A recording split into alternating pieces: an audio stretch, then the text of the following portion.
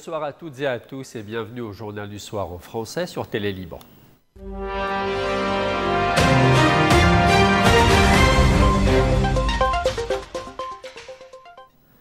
Le secrétaire général du Hezbollah, Cheikh Naïm Qassem, a réaffirmé que le Liban avait besoin de restaurer sa souveraineté par la fin de l'agression israélienne, le retrait des forces israéliennes et la reconstruction ainsi que la libération des prisonniers.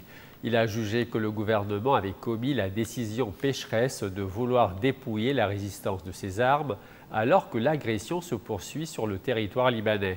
Une décision prise sous les dictats américano-israéliens, a-t-il dit, accusant par ailleurs Washington de chercher à saboter le Liban.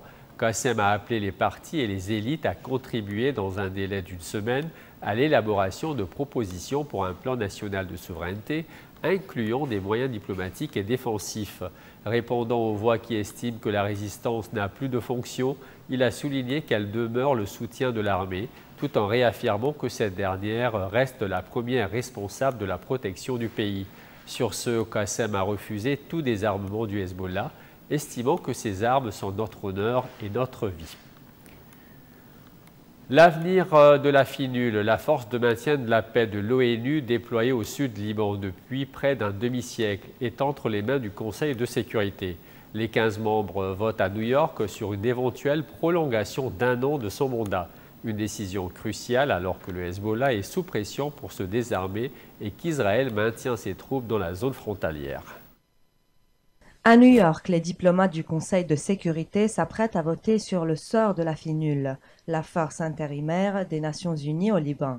Depuis 1978, près de 10 800 soldats de la paix venus d'Indonésie, d'Italie, d'Inde ou encore du Ghana servent de tampon entre Israël et le Liban.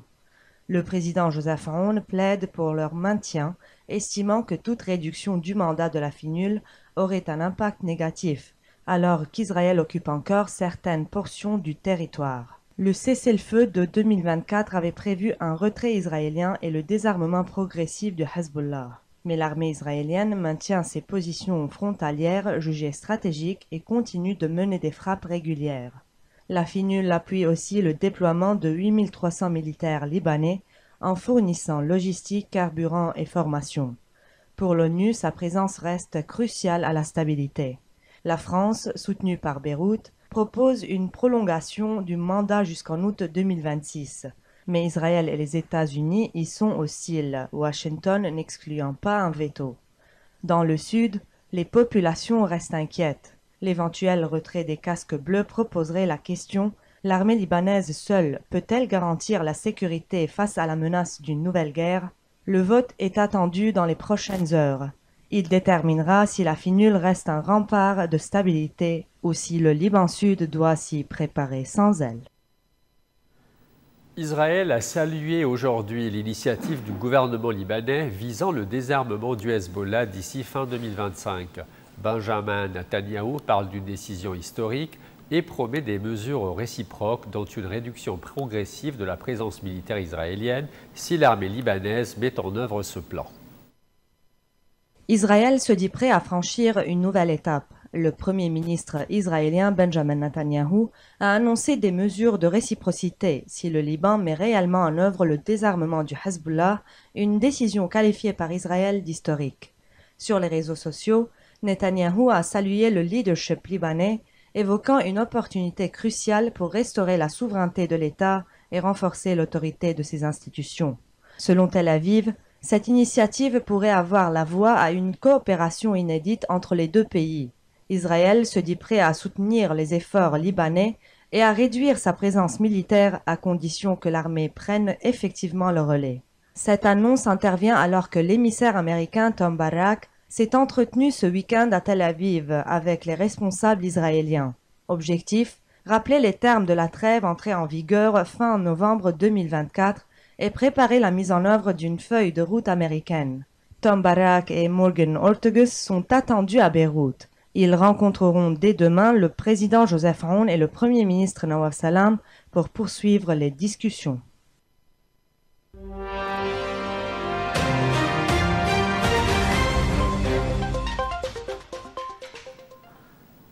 La chaîne qatari Al Jazeera annonce la mort de l'un de ses journalistes, Mohamed Salemé, tué dans une frappe israélienne sur l'hôpital Nasser à Khan Younes, dans le sud de la bande de Gaza.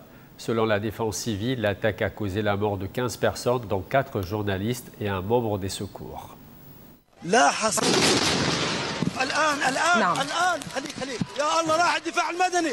Une frappe israélienne a touché l'hôpital Nasser à Khan Younes, dans le sud de la bande de Gaza. Bilan, 15 morts, parmi lesquels 4 journalistes et un membre de la défense civile. Parmi les victimes, le photojournaliste et caméraman Mohamed Salama. Al Jazeera a confirmé son décès 2 semaines seulement après avoir déjà perdu 6 collaborateurs dans une frappe à Gaza. La chaîne parle d'un crime contre le journalisme et dénonce le ciblage répété de ses équipes. Selon la défense civile à Gaza, les frappes ont visé directement des installations hospitalières. Nous avons perdu des collègues qui couvraient la souffrance des civils, déclare un secouriste visiblement bouleversé. Depuis le 7 octobre 2023, date du début de la guerre, plus d'une centaine de journalistes ont trouvé la mort à Gaza, selon les organisations de défense de la presse.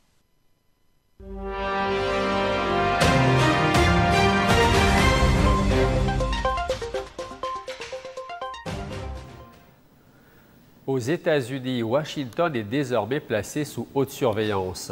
La garde nationale déployée dans la capitale à la demande de Donald Trump a commencé à porter des armes. Une décision controversée alors que les chiffres officiels montrent une baisse de la criminalité violente. Un déploiement inédit dans la capitale américaine. Depuis dimanche soir, les soldats de la garde nationale mobilisés à Washington sont désormais armés. Plus de 2200 effectifs sont présents sur le terrain, officiellement pour lutter contre le crime. Le président américain Donald Trump affirme que la ville est envahie par les gangs et justifie cette décision par la nécessité de nettoyer Washington.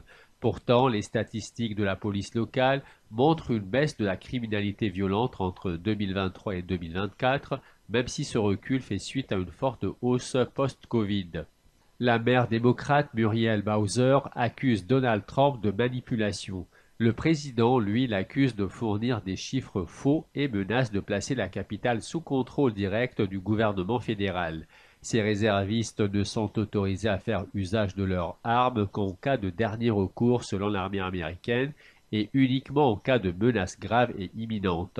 La plupart de ces militaires viennent d'États républicains comme la Virginie occidentale, l'Ohio, le Mississippi, le Tennessee, la Louisiane et la Caroline du Sud. Ce n'est pas la première fois que la garde nationale est mobilisée sous Trump.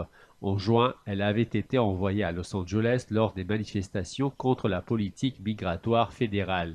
À Washington, ce dispositif sécuritaire s'ajoute à la présence renforcée du FBI, de la police de l'immigration et de l'agence antidrogue, un dispositif exceptionnel qui soulève déjà des inquiétudes.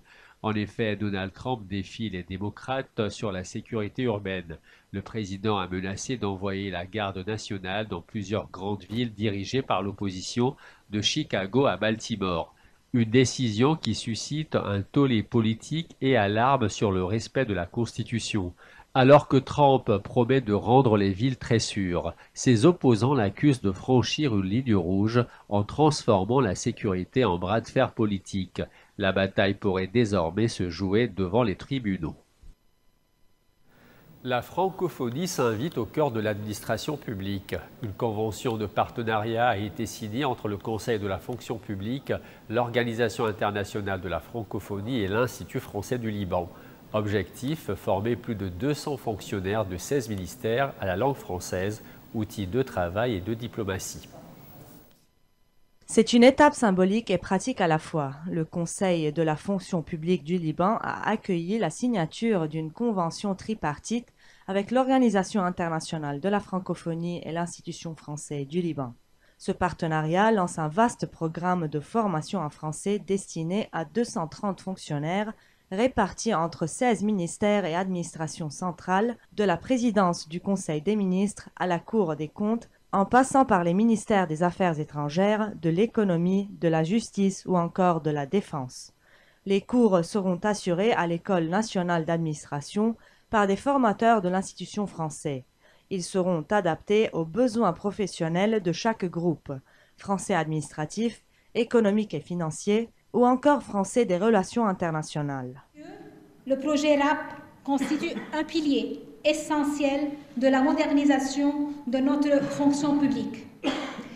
Ces objectifs incluent notamment la restructuration du secteur public, la mise en place d'un référentiel interministériel des métiers de l'État qui va servir à la classification et à la description des métiers et des postes, au renforcement et à la responsabilisation et à l'évolution des performances, le développement d'un système d'information de ressources humaines, ainsi que plusieurs autres chantiers stratégiques qui transforment et modernisent progressivement notre administration, notamment une nouvelle stratégie pour le Conseil. L'un des axes majeurs de la nouvelle stratégie du Conseil développée suite à un diagnostic conduit dans le cadre du projet RAP est le développement des compétences de nos fonctionnaires, en particulier en langue française. Quel que soit le pays où on se trouve, un État a besoin d'une colonne vertébrale pour se tenir debout. Et cette colonne vertébrale est formée des fonctionnaires qui, jour après jour, servent l'intérêt général. Au Liban, plus qu'ailleurs, cette réalité prend tout son sens. Alors évidemment, je ne peux que me réjouir de cette convention de partenariat qui offre l'opportunité à 230 fonctionnaires libanais de provenances diverses de renforcer leurs compétences linguistiques en français.